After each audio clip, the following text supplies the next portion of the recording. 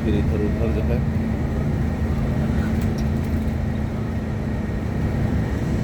यहाँ पे जो ब्रिज है ना, यहीं से हमको बाएं तरफ जाना है। हाँ, समझ में आ गया ना बेटा? ये कौन मस्जिद है? ऐसा लगे कि जैसे हमने गर्म तवे पर पाँव रख दिया, चलना मुश्किल। हालांकि पैर की जो हाल है वो थोड़ा बर्दाश्त करने की सलाहियत और कुव्वत उसके अंदर ज़्यादा है, लेकिन वो भी नहीं बर्दाश्त कर पाते। और पेट और पीठ ये इसकी चिका चाहिए, किसी को नमक ज़्यादा चाहिए, किसी को नहीं चाहिए। कोई रोगन वाला तेल वाला पसंद करता है, कोई नहीं पसंद करता। तो हर एक का ज़ौक़ अलग है, लेकिन बहरहाल कोई भूखा तो नहीं सोता। आप अंदाज़ा लगाएं कि हुज़ूर पाक सल्लल्लाहु अलैहि वसल्लम का वतन है अपने ही घर में, और इन जालिमों की वजह से ये सारी तकालीफ परेशानियां बर्दाश्त कर रहे हैं। खाने का कोई जुड़ा न पीने का। हज़रत अस्मा रज़ियल्लाहु ताला अन्हा से पूछा क्या मंजर है, क्या तेरे मंजर? अब्बा कहाँ? ये नहीं पूछा कि मोहम्मद सल्लल्लाहु अलैहि वसल्लम कहाँ, क्योंकि जानता था ये मोहब्बत करने वाला घराना है। कैसे ऐसे भी चिल्ला रहे हैं और आप सो रहे हैं। भाई साहब और बेहैसियत घर है। हाँ, कुरान में खुद कहा है इन औ हनल बुयूत लबैनुल अनकबूत। चलते चलते हाथ लग जाता है। वो सामने जामे थोड़ा वो बेचारे से अदब पर ताली पड़ गए। सोचने समझने की सलाहियत अल्लाह ने खत्म कर दी और निगाह को इधर उधर दौड़ा के वापस उतर आए, अपने घरों को चले गए। तो उस जगह पे 3 रात गुजारने के बाद हुजूर पाक सल्लल्लाहु अलैहि वसल्लम फिर मदीना तशरीफ ले गए। आपने सफर हिजरत फरमाई। बहरहाल ये चंद बातें थी आज साहब हमारे उस मकाम के मुतालिक जिसको हम गारे सौर कहते हैं। आगे की हमारी जगह है, जिला सा बोर्ड नजर आ रहा है, इस पर लिखा हुआ बिदायत अरफात, अरफात की शुरुआत। अच्छा, इस तरीके से बिदायत बोर्ड अरफात अरफात के की मैदान के चारों तरफ है। अरबी में भी लिखा है, इंग्लिश में लिखा हुआ है।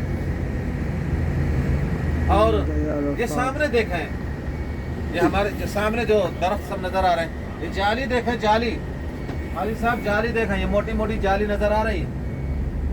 ये अरफात के चारों तरफ ऐसे ही मोटी मोटी जाली लगी हुई है, चारों तरफ। ऐसा नहीं कि सिर्फ इधर। मैदान अरफात इसके अंदर का हिस्सा है और पूरे मैदान के चारों तरफ इसी तरीके से मोटी मोटी जालियां लगाई गई। और इसका मकसद ये है कि कोई हाजी हज के मौके पर अरफात की हद से बाहर न रहे, क्योंकि जो अहले इल्म है वो जानते हैं, जो नहीं है वो भी जान लें कि जो आदमी अरफात के मैदान से बाहर होगा, टूट जाए तो हज ही नहीं होगा। तो एहतियाती तौर पर ये जो है इन्होंने ये तदबीर इख्तियार कर रखी है कि चारों तरफ से लोहे की जाली लगा दी है और जो भी रास्ते हैं हज के मौके पर बंद कर दिए जाते हैं ताकि कोई हाजी इसकी हद से बाहर न जाए।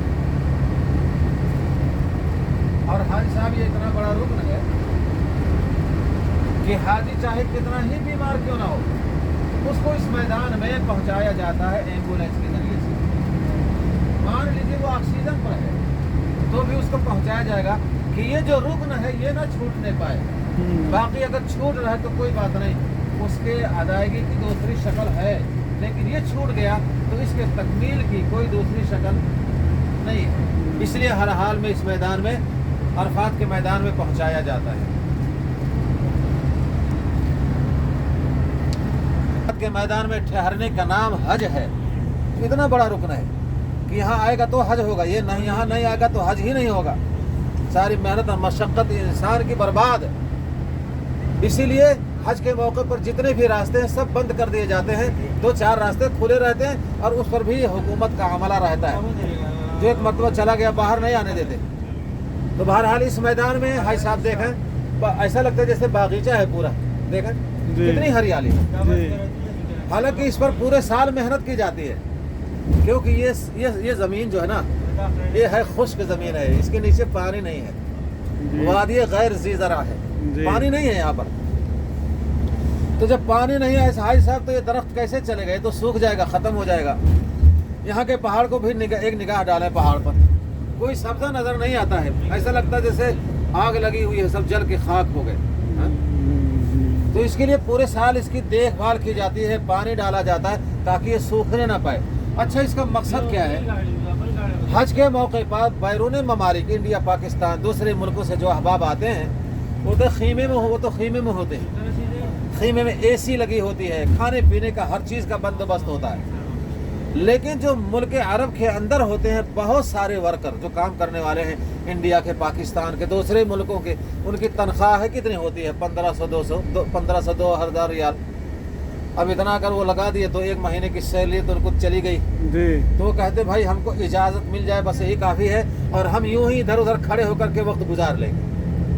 تو یہ درخت لگائے گئے ہیں, ایسے لوگ جن کا کوئی قیمہ نہیں ہے اس کے سائے میں کھڑے ہو کر کے وقت گزار لیتے ہیں. کیونکہ وقوف عرفہ کا جو وقت ہے نا, ظہر سے شروع ہوتا ہے اور سورج ڈوبنے تک. تو ظہر سے سورج عصر تک, یعنی یہاں تو اول وقت میں نماز ہوتی ہے. یہ وقت بڑا جو ہے پریشان کن ہوتا ہے, سخت دھوپ کا وقت ہوتا ہے. اب اتنی سخت دھوپ اور خیمہ نہ ہو تو آدمی کا وقت کیسے گزرے گا؟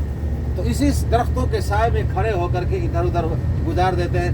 ان میں سے ایک ہم بھی ہیں, اسی طریقے سے کھڑے ہو کر کے ادھر ادھر وقت گزارتی ہے.